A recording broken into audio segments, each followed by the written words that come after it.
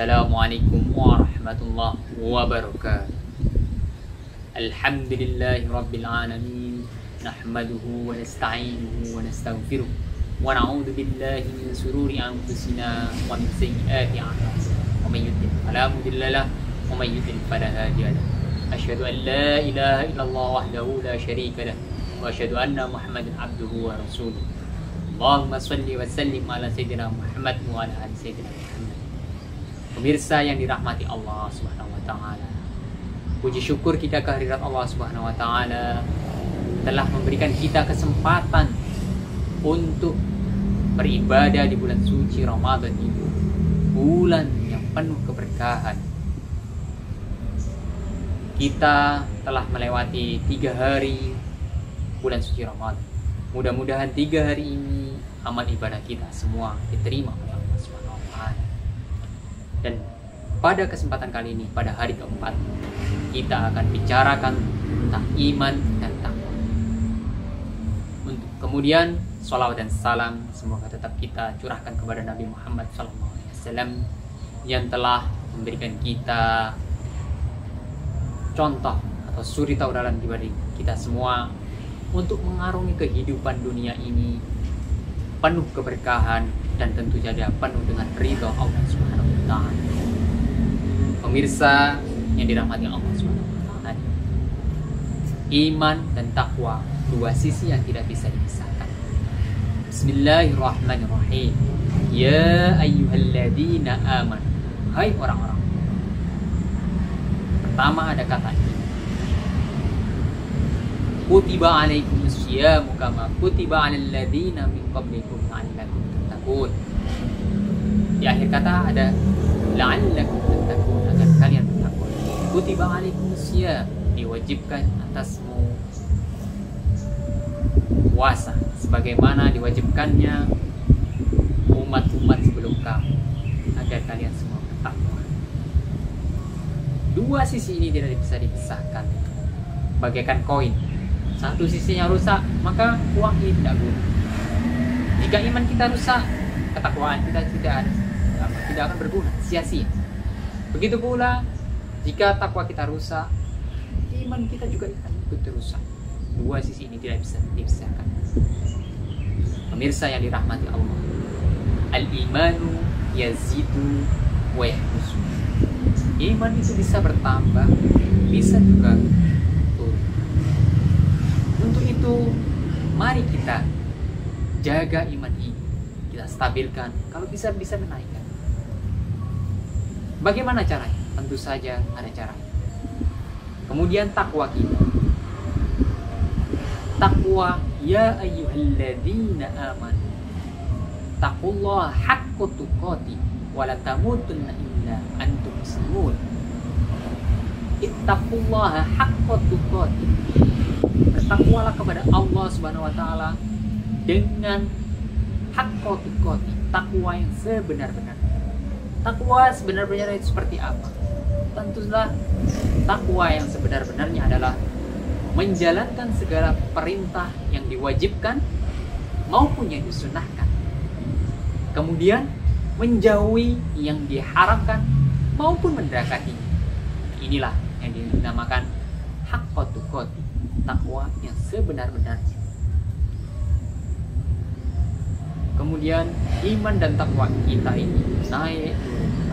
Kadang-kadang kita naik karena semangat beribadah, atau mungkin turun karena kita mungkin bermaksiat, kebanyakan maksiat. Untuk itu kita perlu menjaganya agar tetap stabil dan terus menaik. Bagaimana caranya? Pertama adalah ibadah. Perbaiki ibadah kita. Pada kesempatan Ramadan ini, pintu keberkahan dibuka selebar-lebarnya, pintu pahala dibuka selebar-lebarnya, pintu kebaikan dibuka selebar-lebarnya, apalagi pintu rizki juga dibuka selebar-lebarnya. Dan juga Allah menutup rapat-rapat pintu keburukan. Untuk itu mari kita tingkatkan ibadah kita. Pertama, sholat kita. Mungkin di hari-hari biasa sholat kita hanya 5 waktu. Maka pada kesempatan Ramadan ini mari kita tingkatkan. Kita tambah dengan sholat tarawih, sholat witir. sholat tahajud, sholat hajat, sholat duha, maupun sholat sunnah rawatib dan sholat-sholat sunnah. Karena apa? Mungkin saja sholat kita ini ada yang tidak sempurna, maka akan disempurnakan oleh sholat-sholat sunnah kita nanti. Kita nggak tahu ya, apakah sholat kita itu diterima atau tidak, kan gitu. Tapi kita tetap yakin, mudah-mudahan Allah menerima sholat. Sholat kita ini perlu kita perbaiki. Yang pertama. Yang kedua, kita tingkatkan baca Al-Quran kita. Karena baca Al-Quran ini meningkatkan iman kita. Dengan baca saja sudah meningkatkan iman kita. Apalagi kita bisa memahami maknanya dan tafsir-tafsirnya. Banyak sekali dibuka kajian-kajian pada bulan suci Ramadan ini. Bisa kita ikuti untuk memahami isi Al-Quran. Pelan-pelan kita pahami isi, kita amalkan. Kemudian yang ketiga adalah dengan berzikir. Zikrullah, mengingat Allah. Mengingat Allah ada berbagai macam cara. Bisa dengan mengucapkan kalimat-kalimat thayyibah. Subhanallah, Allahu Akbar, alhamdulillah. Atau mungkin bisa juga dengan baca-baca surah Nabi, membaca kisah-kisah Nabi. Kemudian bisa juga membaca alam sekitar kita. Keagungan ini kan, alam sekitar ini adalah keagungan Allah, membuktikan keagungan Allah. Itu bisa mengingatkan kepada kita kepada Allah. Setelah berzikir, yang keempat adalah berkumpul dengan orang-orang soleh. Karena apa? Orang-orang soleh ini akan menuntun kita, menyemangati kita, membawa kita kepada kebaikan dan menjauhi keburukan. Pernah suatu ketika iman kita lagi turun, ya kan? Kemudian ada teman kita, bahasa Qur'annya seperti itu, la tahzan innallaha ma'ana. Mungkin sedang kehilangan uang, kemudian teman kita datang, jangan khawatir, nanti Allah ganti. Ini sudah yang asalnya down, bingung, stres, kemudian apa? Berserah diri kepada Allah, meningkatkan iman, dan meningkatkan kualitas kita. Atau mungkin bisa mengajak ke tempat ibadah. Contohnya, mungkin kita sedang nganggur, teman kita datang, lagi ngapain? Lagi tidak ngapa-ngapain. Kemudian dia mengajak, ayo ke musola, tadarus Al-Quran. Masya Allah. Inilah teman-teman, orang-orang yang soleh yang harus kita pertahankan. Dan juga yang terakhir adalah tawakal dan berdoa. Karena apa? Iman kita ini turun karena banyak faktor. Bisa dengan karena tidak sabar, bisa juga karena kebanyakan maksiat. Untuk itu kita perlu berdoa. Seperti contohnya Nabi Isa. Nabi Isa pernah berdoa kepada Allah agar dikuatkan imannya. Rabbi anzilni ma'idatan minas sama'i li awwalina wa akhirina wa inna minka warzuqna wa khairur raziqin. Nabi Isa berdoa kepada Allah Subhanahu wa taala agar diberikan rezeki untuk meningkatkan iman dia. Ada juga Nabi Musa pernah berdoa kepada Allah Subhanahu wa taala agar diberikan teman yang soleh. Untuk apa?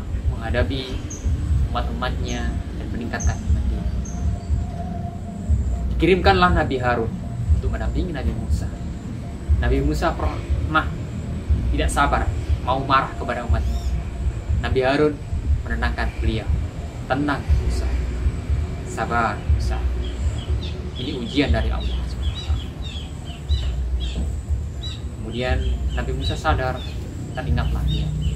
Sama halnya Nabi Isa juga diberikan teman, sahabat, yakni Nabi Yahya.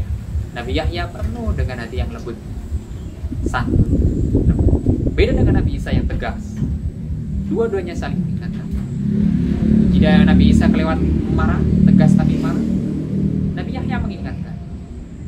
Atau mungkin Nabi Yahya karena terlalu lemah lembut, beliau kurang tegas. Tidak boleh, kata Nabi, harus tegas. Nah ini saling dan saling. Mari kita lewati Ramadan ini dengan penuh dengan sukacita dan banyak-banyak beribadah kepada Allah SWT.